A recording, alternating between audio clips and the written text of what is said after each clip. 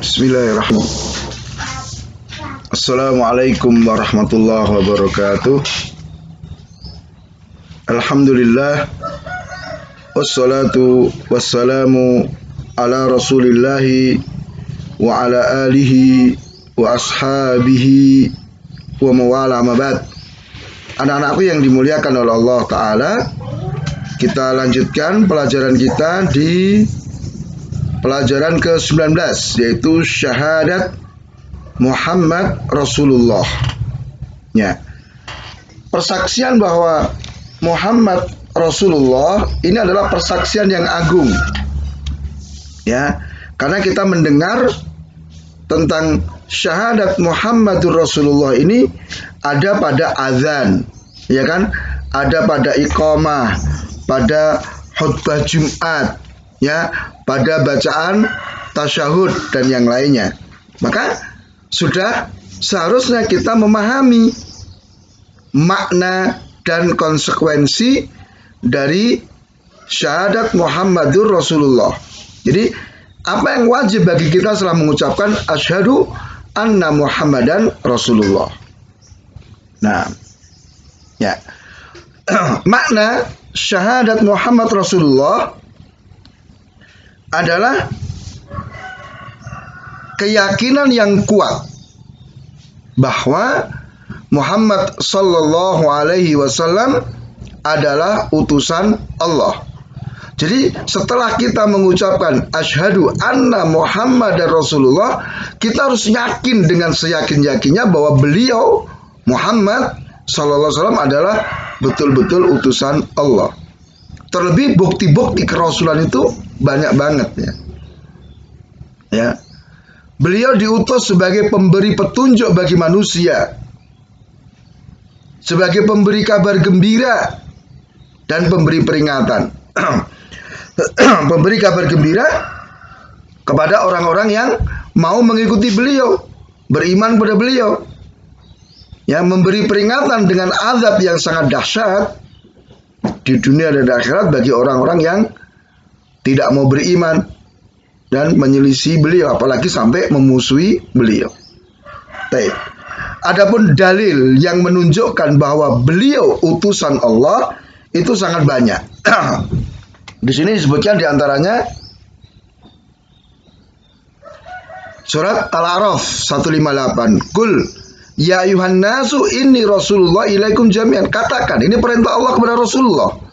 Wahai Rasul, katakan, wahai manusia, sesungguhnya aku adalah utusan Allah kepada kalian semuanya. Jadi kerasulan beliau tidak terbatas pada orang Arab, tapi untuk seluruh manusia. Kemudian dalil yang kedua, laqad ja'akum rasulun min anfusikum azizun 'alaihi ma anittum harisun 'alaikum bil mu'minina raufur rahim. Sungguh telah datang kepada kalian seorang rasul dari kalangan kalian sendiri. Ya, dari orang yang betul-betul kalian kenal karena dia sejak kecil bersama kalian. Ini telah datang dengan seorang rasul dari kalangan kaummu sendiri. Nah, yang berat terasa olehnya penderitaanmu, sangat ingin, ya, agar kalian beriman, ya, belas kasih terhadap kaum mukminin. Nah, itu sifat Rasulullah Shallallahu Alaihi Wasallam. Kemudian konsekuensi dari syahadat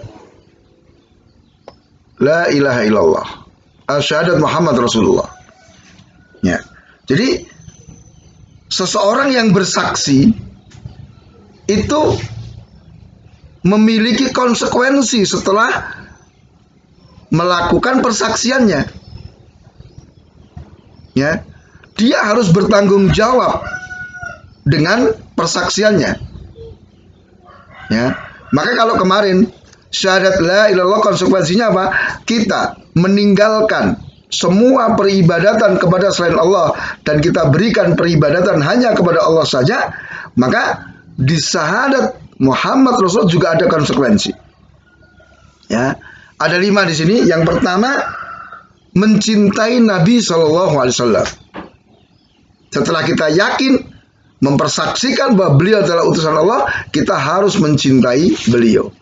Bahkan kecintaan kepada beliau harus mengalahkan kecintaan kepada diri kita. Kecintaan pada anak dan keluarga kita, orang tua kita, kecintaan pada seluruh manusia. Ya, Rasulullah katakan, la yu'minu ahadukum hatta akuna ahabba ilaihi min waladihi wa walidi wan nasi ajmain. Tidak beriman salah seorang di antara kalian sampai aku lebih dicintai daripada anaknya, daripada orang tuanya, daripada seluruh manusia. Bahkan melebihi kecintaan kepada dirinya sendiri.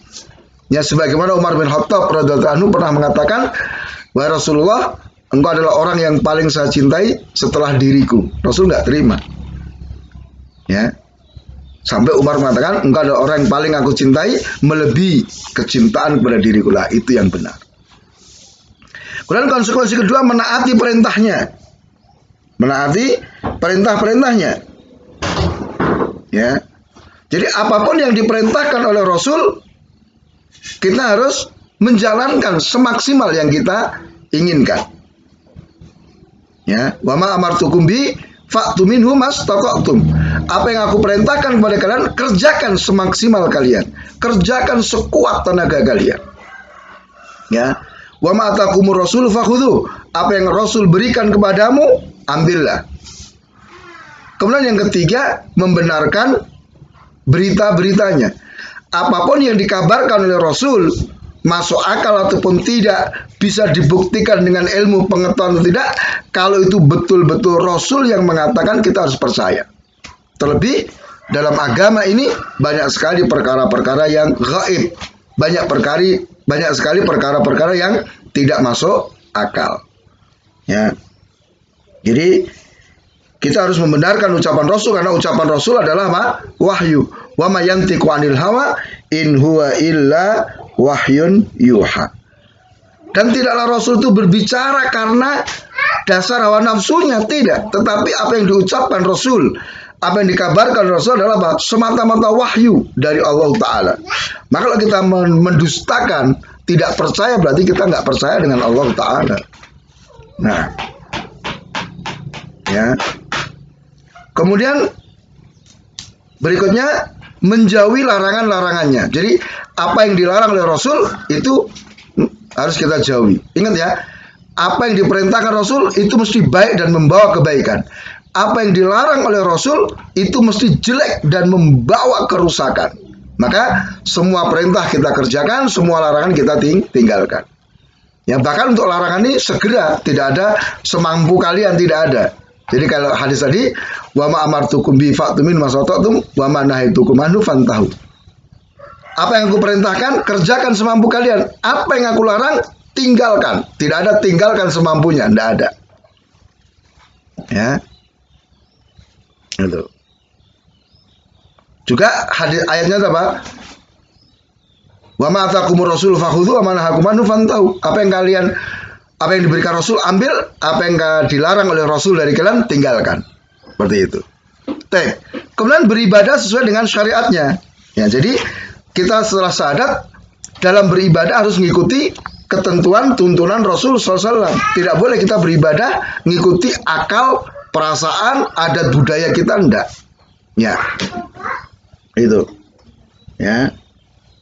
Sampai-sampai Rasul katakan, man amila amalan laisa alaihi amrun fahuwa. Barang siapa mengerjakan suatu amalan yang itu tidak berasal dari kami, tidak berasal dari tuntunan kami, maka amalan itu tertolak. Jadi kita dalam beribadah harus mengikuti Rasul. Shallu kama ra'aitumuni usolli. Salatlah kalian sebagaimana kalian melihat aku salat. Ya. Itu. Kemudian dalam haji juga khudhu anni manasikakum. Ambillah tata cara manasik haji dari aku, jangan buat-buat sendiri. Nah, jadi siapa yang mengerjakan amalan yang tidak dituntunkan oleh Rasul, maka itu tertolak, tidak diterima. Demikian anak-anakku yang mulia, ya, konsekuensi dari kita mengucapkan syahadat anna Muhammadan Rasulullah. Taib, subhanakallahumma bihamdika asyhadu an la ilaha illa anta astaghfiruka wa atubu ilaik. Wassalamualaikum warahmatullahi wabarakatuh.